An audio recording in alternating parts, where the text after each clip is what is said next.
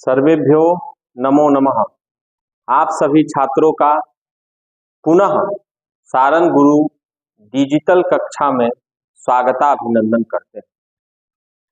इससे पहले हम लोग पढ़े थे वर्ण विचार, स्वर के बारे में और व्यंजन के बारे में, उच्चारण स्थान और प्रत्याहार।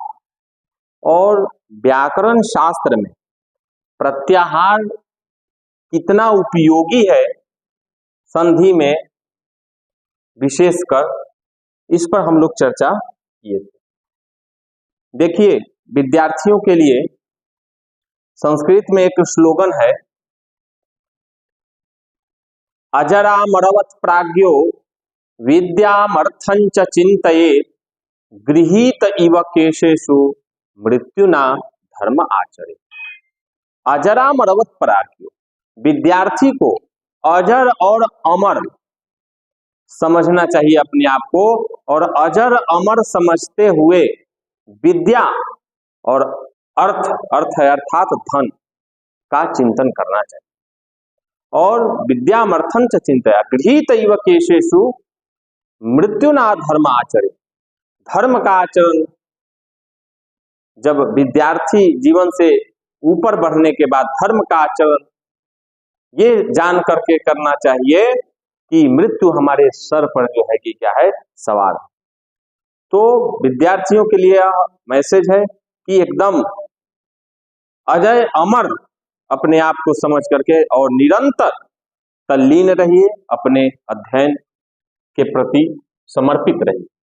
आज हम लोग संधि पढ़ेंगे। जो व्याकरण में संधि प्रकरण जो है कि यह व्याकरण की जब प्रक्रिया शुरू होती है वर्ण विचार के बाद, तो संधि पढ़ना हम लोगों को जरूरी हो जाता है उसके तुरंत बाद। और लघु सिद्धांत इत्यादि ग्रंथों में भी, व्याकरण का जो ग्रंथ है उसमें भी संधि प्रकरण पहले। संधि सम धन धा से की प्रत्यय होके संधि शब्द बनता है। संधि पहले हम लोग जानेंगे किसे कहते हैं। संधि दो का जुड़ना, संधि, और जोड़ने में दो वर्णों को जोड़ने में जो विकार उत्पन्न होता है उसे संधि कहते हैं। अब विकार क्या है इसके विषय में हम लोग जानेंगे। संधि के लिए दोनों वर्ण एक दूसरे के पास, माने संधि जो है दो अक्षरों में, या तो स्वर में होता है या व्यंजन में होता है या विसर्ग में होता है। अर्थात सूझी धन उपास्य।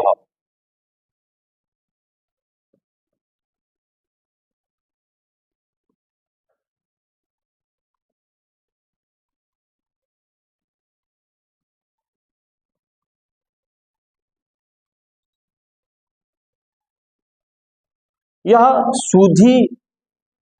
शुद्ध्युपास्य है। क्या है? शुद्ध्युपास्य यह पद है। और इस पद में संधि कहां हुआ है? यह स्वर संधि के अंतर्गत आता है। सूझी एक अलग पद है, उपास्य यह पद जो है अलग पद है। तो सूझी में जो ई है, ई और उ के स्थान पर क्या हुआ? आदेश हो गया। इको यणचि इक स्थाने अनस्यायति संहितायाम विषये। संहिता के विषय में, संहिता किसे कहते हैं इसके बारे में बताते हैं। जो दो वर्ण अत्यंत समीप हो, जहां से खंडन हो रहा है पदों में, वो दो वर्ण, पहले पद का अंतिम वर्ण और दूसरे पद का प्रथम वर्ण जो है वो स्वर हो या व्यंजन हो, जहां उनकी जब अत्यंत समीपता होती है उसी को संहिता कहते हैं। और जहां संहिता होती है वहीं पे संधि होता है। तो सूझी में ई और उपास्य में उ, यह दोनों स्वर है और ये भी स्वर है। यह दोनों स्वर के बीच में एक दूसरा स्वर जो होता है वह क्या हो जाएगा, आदेश हो जाएगा। आदेश जो होता है वह व्याकरण शास्त्र में शत्रुवत होता है। शत्रुवत का मतलब शत्रु जैसा व्यवहार करता है। जैसे दोनों को हटा करके वो बैठ गया, आप दोनों कक्षा में बैठे हैं विद्यार्थी, और किसी विद्यार्थी को कोई हटा करके उठो और दूसरा विद्यार्थी बैठ गया, तो यह क्या है, यह शत्रुवत व्यवहार हुआ। तो व्याकरण शास्त्र में आदेश को क्या करते हैं, शत्रुवत कहते हैं, और आगम जो होता है एक शब्द, उसको मित्रवत कहते हैं। तो यही संधि का एक स्वरूप है। आइए पुनः हम लोग इसको वो करेंगे। हाँ, संधि के लिए दोनों वर्ण एक दूसरे के पास सटे हुए होने चाहिए, जो अभी हमने आपको बताया। दूरवर्ती शब्दों में संधि नहीं होता है, दूरवर्ती शब्द होगा उसमें संधि नहीं हो सकता है। जैसे राम, रामः, फिर जैसा वाक्य हुआ गृहम गच्छति, ये आप अपने ऊपर है। रामः गच्छति, रामो गच्छति कर भी सकते हैं और नहीं भी सकते हैं, लेकिन संधि कहां कहां होता है ये जाने। पदों में संधि होता है। किसमें होता है, कोई पद हो। अब प्रश्न यह होता है,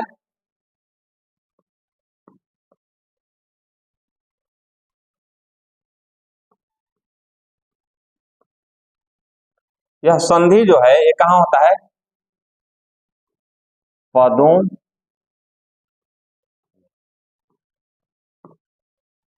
पदों में संधि होता है। अब हमको ये जानना है कि यह पद क्या है। तो पद का लक्षण व्याकरण में कहा गया सुबंतम तिगंतम च पद संयम स्यात्। सु अर्थात सु औजस प्रथमा जो विभक्ति जुड़ा है, जैसे रामः, ग्रामः, फलम, इसमें सुबंत सु इत्यादि प्रत्यय लग करके यह शब्द रूप निष्पन्न होता है। तो यह पद है, पद संज्ञक है। और धातु जो होता है वो तिप्त शी सिप्त स्थ मिपवसमस इत्यादि होता है। तो धातु में जो है कि क्या है कि संधि होता है। उसके बाद किसमें संधि होता है, समास में संधि होता है। जैसे राज्ञः पुरुषः, राजपुरुषः, वहां होगा। और वाक्य में भी होता है, लेकिन वो ऐच्छिक है, आप कर भी सकते हैं और नहीं भी कर सकते हैं। इसको आगे हम लोग पढ़ेंगे। तो संधि कहां कहां होता है इसके विषय में हम लोग क्या किए, जान लिए। अब चलिए, इसलिए संस्कृत भाषा में संधि का नियम यह है कि जिन शब्दों में निकटता की घनिष्ठता हो उसमें संधि अवश्य हो। जहां निकटता घनिष्ठता न हो वहां संधि करना न करना बोलने वाले की इच्छा के ऊपर निर्भर करता है। आगे चलिए, निर्भर करता है, कुछ नियम है हमारे पास। अब संधि कहां, दो वर्णों, इससे पहले हम लोग जाने, दो वर्णों के बीच जब जहां संधि होता है उसमें क्या होता है, विकार उत्पन्न होता है। और वही विकार जो उत्पन्न होता है वह क्या होता है, संधि कहलाता है। अब संहिता जहां होती है वहीं पे संधि होती है। जैसे हम लोग व्याकरण में पढ़ते हैं इक यण संधि। यण संधि कहता है इको यनचि यनस, इको यनचि इक स्थाने अनस्यातचि संहितायाम विषय। संहिता के विषय में इक के स्थान पर यण होता है, अच परे रहते। अब संहिता क्या है अभी हम बताए हैं, फिर इसमें भी हम लोग पढ़ेंगे। परः सन्निकर्षः संहिता, एक पद के भिन्न भिन्न अवयवों में धातु उपसर्ग के बीच और समास में संधि अवश्य होनी चाहिए। परः सन्निकर्षः संहिता, जो दो बीच जहां संधि होता है वहां जो सबसे अत्यंत समीप वाला अक्षर है उसी को क्या कहते हैं, संधि कहते हैं। जैसे शुद्धि उपास्य में उ और धी बताए इससे पहले। अब चलिए संधि कहाँ होता है? एक पद के भिन्न भिन्न अवयवों में, एक पद में भिन्न भिन्न जो है कि अवयव है में धातु और उपसर्ग में, जैसे उपगंगम है धातु जहां उपसर्ग प्र प्रा अप सम अनु अव निस निर दुस दुर जो आपका उपसर्ग पढ़े हैं व्याकरण में, उस उपसर्ग से युक्त कोई पद हो या समासिक पद हो है, उसमें संधि अवश्य होनी चाहिए, माने होता है, क्योंकि वहां संहिता ऐच्छिक नहीं हो सकता है। ठीक है, वाक्य के अलग अलग शब्दों के बीच में संधि करना न करना संहिता बोलने वाले की इच्छा के ऊपर निर्धारित करता है। रामः गच्छति, रामो गच्छति, हम करें या न करें वाक्य में संधि, ये आप विद्यार्थियों के ऊपर है। आगे चलिए, एक पद, जैसे एक पद में कहां संधि थे? पौ धन अकह। अब देखिए यहां संहिता का है, पौ में औ जो है, औ, पौ में औ है और ये क्या है? अ है। ये पावकह जो है, यह पावकह जो है, यह पावकह, इसमें संधि होगा। तो पौ में औ हो गया और अकह, अकह का ये संहिता यहां होगा। दोनों ये औ और अ जो है यह एकदम समीपवर्ती है, तो संधि यहां संहिता हुआ तो यहां संधि हो गई। पौधन अकह, एक पद में यह संधि हुआ, पावकह। अब चलिए, उपसर्ग और धातु में नी अवसत, न्यवसत, उत अलोकयत, उदलोकयत, यहां संधि होगा। समास में संधि होता है, इससे पहले हम बताए थे, कृष्ण अस्त्रम, अस्त्रम, कृष्णास्त्रम, श्री ईशः, श्रीशः। वाक्य में संधि करना और न करना यह जो है कि कर्ता के ऊपर है, कर भी सकता है और नहीं भी कर सकता है। ठीक है, जैसे क्या है, संधि के कारण नीचे लिखे परिवर्तन उपस्थित होते हैं। ठीक है, जैसे रामः गच्छति, रामो गच्छति, ये वाक्य में हमको करना है, रामः गच्छति बोले या रामो गच्छति बोले, हमारे ऊपर, हमारी विवक्षा के, वक्तुम इच्छति विवक्षा, वक्ता के विवक्षा के ऊपर निर्धारित होता है। ठीक है, अब देखिए, जब हम लोग संधि पढ़ेंगे तो इस संधि में बहुत सारे विकार उत्पन्न होते हैं। अभी हम लोग पढ़ेंगे संधि में जो विकार उत्पन्न होता है उसी को संधि, दो वर्णों के बीच जो विकार उत्पन्न होता है उसे संधि कहते हैं। संधि का क्या है परिभाषा? अब विकार क्या है? विकार का मतलब हुआ, जैसे ये हाथ है समझने के लिए, और ये हाथ अच्छा है और ये हाथ बीच से तोड़ दिया गया और फिर से इसको जोड़ा गया, तो इसमें कुछ टूट गया तो इसमें विकार उत्पन्न हुआ, फिर जोड़ा गया तो माने विकृत तो हो गया ना।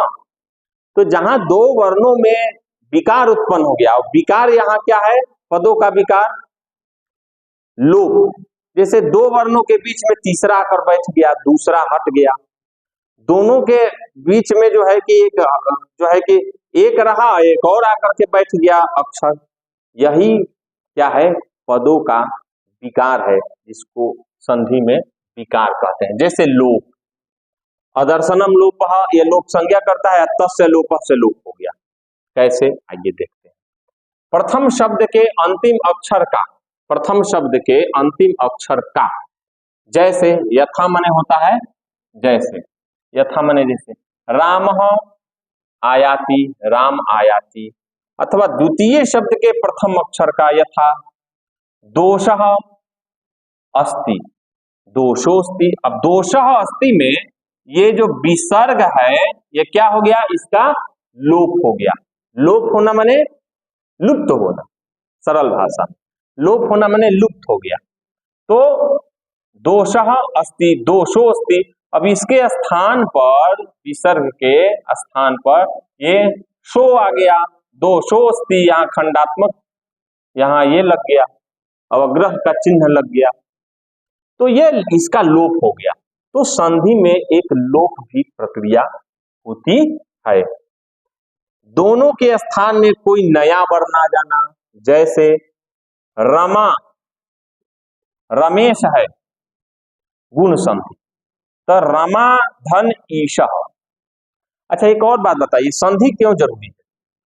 जैसे रमेश, रमेश जो है, रमेशः अगर कहना हो और रमा धन ईशः कहेंगे तो अच्छा लगेगा? नहीं लगेगा, बिल्कुल अच्छा नहीं लगेगा। अगर हम कहें कि रमेश का नाम है, रमेश किसी का नाम है, और रमा ईशः कहें तो ठीक लगेगा? नहीं लगेगा। तो इसीलिए हम लोग ये क्या करते हैं, यहाँ एक पद में उच्चारण करते हैं रमेशः, और इसका जब अर्थ करना होगा, इसी पद का संस्कृत में अर्थ करना होगा, तो संधि करना अनिवार्य हो जाएगा। पहले ये तो पता चले इसमें दो पद कौन कौन सा है, दोनों का अर्थ क्या है, तो एकदम पद पदार्थ जो है कि अलग हो जाएगा। जैसे रमा धन ईशः, रमा, रमा जो है स्त्रीलिंग शब्द है, रमा का ईशः, ईश कौन है? ईश मने इष्ट, कौन है? तो ये अर्थ क्या होगा, निकल जाता है। इसीलिए, और यहाँ रमा में आ और ई के स्थान पर क्या होगा, दोनों के स्थान पर कोई नया वर्ण आ गया। संधि में भी एक प्रक्रिया होता है, एक क्या होता है, लोप होता है संधि में, ध्यान रखिएगा आप लोग, और दूसरा क्या होता है, आदेश होता है। दोनों के स्थान पर एकादेश, वृद्धि एकादेश स्यात्, ऐसा सूत्र में कहा गया है। ये दोनों के, रमा में आ है, रमा में आ और ई, आ ई के स्थान पर क्या हो गया, ए हो गया, ए हो गया, ठीक है। तो रमेश हो गया, गुण संधि हो गया यहाँ, ठीक है ना। ये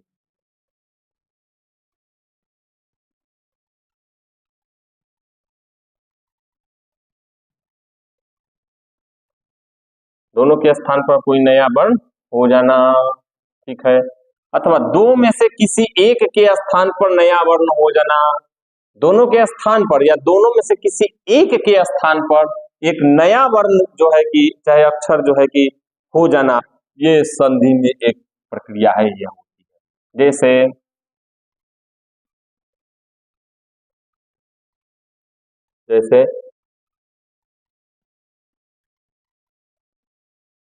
जैसे कस्मिन चित, कस्मिन न में अ है, ची में ई है, इसके स्थान पर कस्मिश चित हो गया।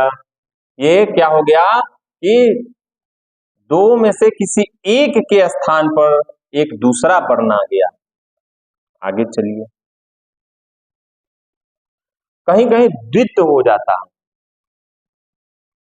द्वित माने जैसे एकस्मिन अवसरे, तो एकस्मिन अवसरे अलग लिखेंगे अगर हिंदी लिखेंगे तो, और संस्कृत लिखेंगे शुद्ध तो कैसे लिखेंगे, इसको कैसे लिखेंगे, एकस्मिन में एक ही न था, इसमें न कितना है, एक है, और एक के स्थान पर ये न क्या हो गया, अब द्वित हो गया, तो एकस्मिन नवसरे, द्वित हो गया। तो संधि में क्या होता है, लोप एक होता है। ये अभी हम संधि का परिचय बता रहे हैं, अभी संधि पढ़ा नहीं रहे, संधि का परिचय बता रहे। और लोप होता है, आदेश होता है, और जो है कि दोनों के स्थान पर एक आदेश हो जाता है या लोप हो जाता है। ये सब प्रक्रिया जो है यह संधि में देखने को मिलता है। चलिए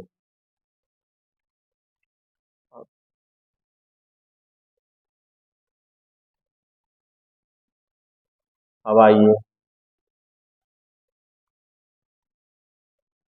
स्वर संधि। स्वर संधि, व्यंजन संधि और विसर्ग संधि, यह तीन भागों में संधि को क्या किया गया है, बांटा गया है। कितने भागों में? 3 भागों में।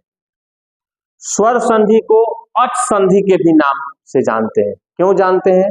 कि प्रत्याहार जब हम बनाते हैं उसमें अच प्रत्याहार के अंतर्गत सारे स्वर वर्ण जो है कि आ जाते हैं। तो सारे स्वर वर्ण अच प्रत्याहार के अंतर्गत आने के कारण इसको स्वर संधि कहिए या अच संधि कहिए, दोनों बात क्या है? बराबर। स्वर संधि जिसको अच संधि के नाम से भी क्या होता है?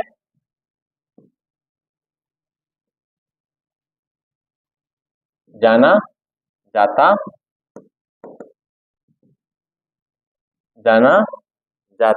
है। स्वर संधि के नाम से जाना जाता है। स्वर संधि का नियम क्या है?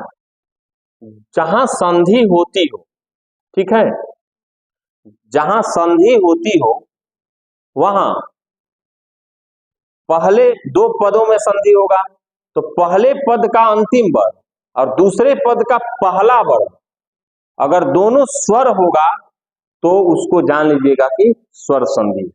जब आप स्वर संधि, व्यंजन संधि और विसर्ग संधि को पहचानना जान लेंगे तब संधि आपके लिए क्या हो जाएगा? आसान हो जाएगा। आइए, जब स्वर संधि हम लोग के बारे में जान रहे, पहचान जान रहे, ट्रांसलेशन पढ़ते हैं तो क्या जानते हैं? पहले पहचान जाते हैं। ताते के बाद हई हूं हो रहे से प्रेजेंट इंडेफिनिट टेंस कहते हैं। रहा रही रहे के बाद हई हूं हो रहे से प्रेजेंट इम्परफेक्ट टेंस कहते हैं। पहचान जानते हैं ना, उसके बाद हम लोग क्या करते हैं? उसका बनाने का नियम जानते हैं। तो पहले हम लोग पहचान करेंगे कौन स्वर संधि है और व्यंजन संधि है और कौन विसर्ग संधि है। तो स्वर संधि, जब 2 स्वरों के निकट आने से जो परिवर्तन अर्थात विकार, वही विकार अर्थात क्या है? विकार। विकार जो है क्या होता है? उत्पन्न होता है, उसे स्वर संधि कहते हैं। संक्षेप में स्वर के स्थान पर होने वाला आदेश को ही स्वर संधि कहते हैं। ठीक है। इति, इससे पहले हम लोग जान चुके हैं। अब देखिए, इति अलम, इति में ई है, ई स्वर है कि व्यंजन है? स्वर है, स्वर है। और अलम में अ जो है वो क्या है? वह स्वर है। तो ये दोनों स्वरों के बीच में एक दूसरा स्वर आ जाए, इसी को क्या कहते हैं? स्वर संधि कहते हैं। ये देखिए, ई जो है ये क्या है? स्वर है। ये अ क्या है? ये दोनों स्वर है। तो इत्यलम, इति अलम के स्थान पर क्या हो गया? इत्यलम हो गया। यह स्वर संधि के अंतर्गत आता है। दूसरा,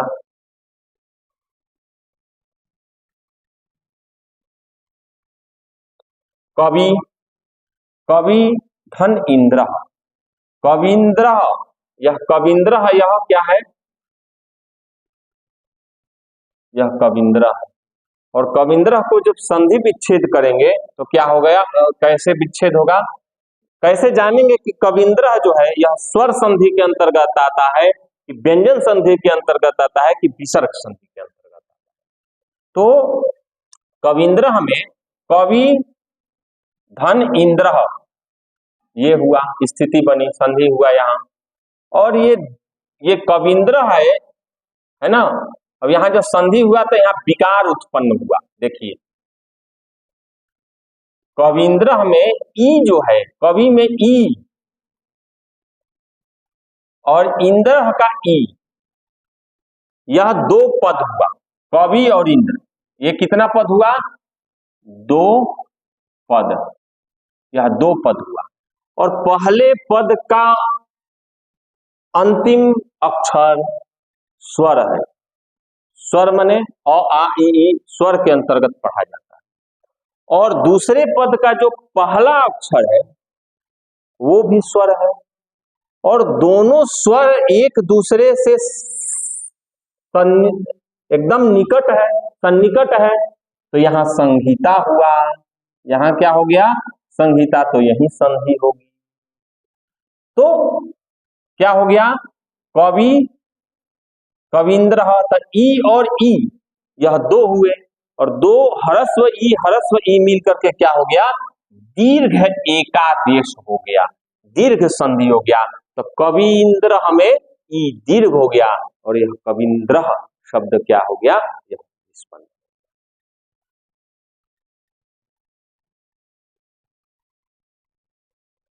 नर,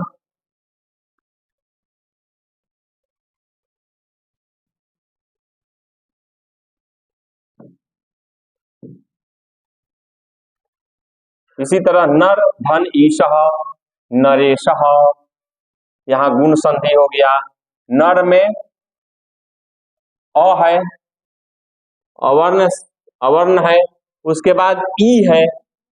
अब ये दोनों अ और ई यह स्वर है, यहां ये अ स्वर है, यहां अ है, यहां अ हुआ, और नरेशः में ई जो हुआ यह दीर्घ हुआ। तो ये भी जो है क्या हुआ, स्वर हुआ, ये भी स्वर हुआ। तो दोनों स्वर स्वर मिल जाएंगे तो कौन संधि हो जाएंगे, स्वर संधि हो जाएंगे। और उसके बाद ए जो हो जाएगा, लग जाएगा, यहाँ गुण संधि हो जाएगा। कौन सा, ये गुण संधि किसके अंतर्गत आता है, स्वर संधि के अंतर्गत आता है। चलिए, इसी तरह से तव, तव में अ है, ये तव में अ है, और ये क्या है, एव, तवैव, आई आदेश हो गया। तो तव धन एव तवैव यहाँ हो गया। हम लोग पहचानना क्या है हमको, यह स्वर संधि है या व्यंजन संधि। तो क्या कहे थे कि दो जहां संधि होता है वहां पहले पद का अंतिम और दूसरे पद का पहला अक्षर जो है वह स्वर होगा तो यह स्वर संधि हो जाएगा। और व्यंजन संधि आगे हम लोग देखते हैं। अब आइए व्यंजन संधि के बारे में। व्यंजन संधि में क्या होता है कि दो पद अगर होगा, कितना पद, दो पद होगा, और दो पदों में पहले पद का अंतिम जो अक्षर होगा वह अगर व्यंजन हो, और उसके बाद वाला जो पद होगा उसका पहला अक्षर जो होगा वह स्वर और व्यंजन दोनों होगा, तो वह दोनों के बीच में क्या हो जाएगा, जो सन्निकट होगा वहां संहिता होगा, वहां संधि हो जाएगी। उसको क्या कहेंगे, हल व्यंजन संधि, हल संधि भी कहते हैं। विसर्ग के बारे में जाने थे कि विसर्ग को अच संधि कहते हैं, और इसको व्यंजन को हल संधि कहते हैं। क्यों, माहेश्वर सूत्र जो हम पढ़े थे, और माहेश्वर सूत्र के अंतर्गत जो प्रत्याहार बनाना सीखे थे पिछले वीडियो में, उस प्रत्याहार में हल प्रत्याहार के अंतर्गत सारे जो है कि वर्णमाला क ख ग घ इत्यादि आ जाता है, इसीलिए इसको व्यंजन कहते हैं, व्यंजन को अल भी कहते हैं। ठीक है, अब व्यंजन संधि में कैसे पहचान करेंगे कि यह व्यंजन, अभी हम लोग पहचान पढ़ रहे हैं स्वर व्यंजन और विसर्ग संधि का। तो इसका क्या नियम है, इसको ध्यान लीजिए। दो पहला व्यंजन हो और दूसरा जो है स्वर या व्यंजन हो, तो क्या हो जाएगा, व्यंजन संधि वहां हो जाती है। ठीक है, अब आइए क्या कैसे है, जैसे वाक, ये देखिए वाक, वाक में ये जो क है, वाक में जो क है यह क्या है, स्वर है या व्यंजन है, यह व्यंजन है। ई क्या है, यह स्वर है। तो व्यंजन के बाद अगर स्वर आ गया तो कौन संधि हो गया, यह व्यंजन संधि हो गया। ठीक है, क्योंकि व्यंजन पहले है, तो यह हो गया वागीशः, वाक धन ईशः वागीशः, वाक धन ईशः वागीशः, यहां बन गया। ठीक है, जगत, ये देखिए ये त जो है ये क्या है, स्वर है कि व्यंजन है, व्यंजन है, और यह व्यंजन के बाद क्या है, स्वर है, तो कौन संधि हो जाएगा, ये यह व्यंजन संधि हो जाएगा। तो जगत धन ईशः जगदीशः ऐसा बन जाएगा। ठीक है, अब देखिए एक हल वाला देख लिया जाए, सत में त है, चित्त में क्या है, चित्त में क्या है, यहां भी हल है, चित्त में यहां भी हल है, तो सचित्त में क्या हो जाएगा, यहां भी हल है और यहां भी हल, माने यहां भी व्यंजन है यहां भी व्यंजन है, दोनों व्यंजनों के जगह पर ये क्या हो जाएगा, द्वित्व हो जाएगा। सचित है तो सचित हो जाएगा, ये स्थिति बनेगी।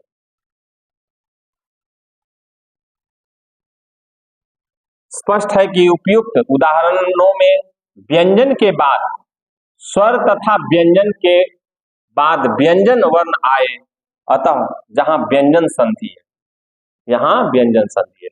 क्यों, क्या कहे थे, कोई भी स्वर के बाद व्यंजन या स्वर आए उसको क्या कहते हैं, व्यंजन संधि कहते हैं। आइए अब विसर्ग संधि, विसर्ग संधि किसे कहते हैं, अब देख लीजिए, जहां विसर्ग लगा हो वहां विसर्ग संधि होता है, ठीक है। जब विसर्ग के बाद कोई स्वर या व्यंजन वर्ण, विसर्ग के बाद अगर स्वर या व्यंजन वर्ण आता हो उसको क्या कहते हैं, विसर्ग संधि कहते हैं। संक्षेप में ऐसा कह सकते हैं कि विसर्ग के स्थान पर होने वाले आदेश को ही विसर्ग संधि कहते हैं। जैसे बालकः,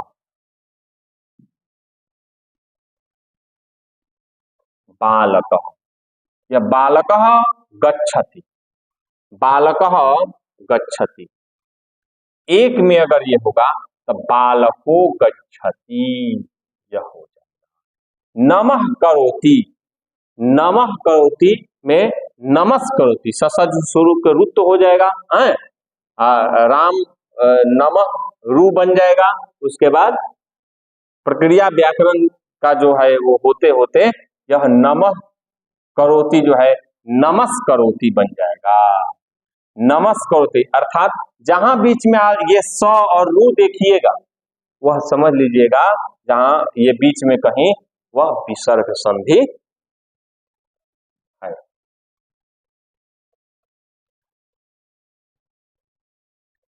अली ही अयम, यहां अली ही अली रयम, यह क्या है, अली रयम, अली रयम है। अली ही अयम, अली रयम, इसके जगह पर क्या हो गया, र हो गया, ठीक है। तो यह विसर्ग संधि है। जहां विसर्ग के बाद स्वर या व्यंजन, देखिए यहां विसर्ग के बाद यह स्वर है, ठीक है, यहां व्यंजन है, देखिए थोड़ा ऊपर चलिए, यहां देखिए यह विसर्ग हो गया, यह क्या हो गया, विसर्ग हो गया, और विसर्ग के बाद क्या हो गया, व्यंजन हो गया।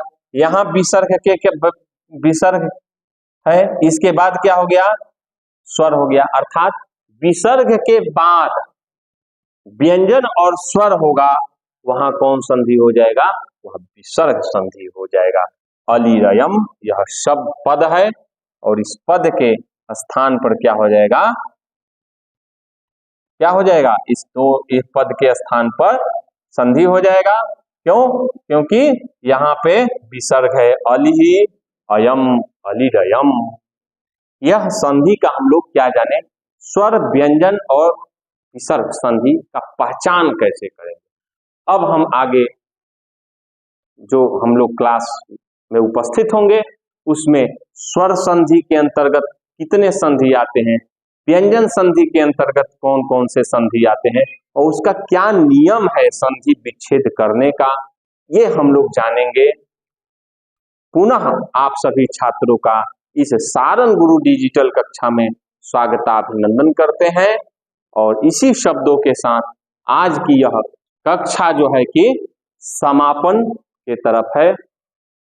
जयतु संस्कृतम जयतु भारतम।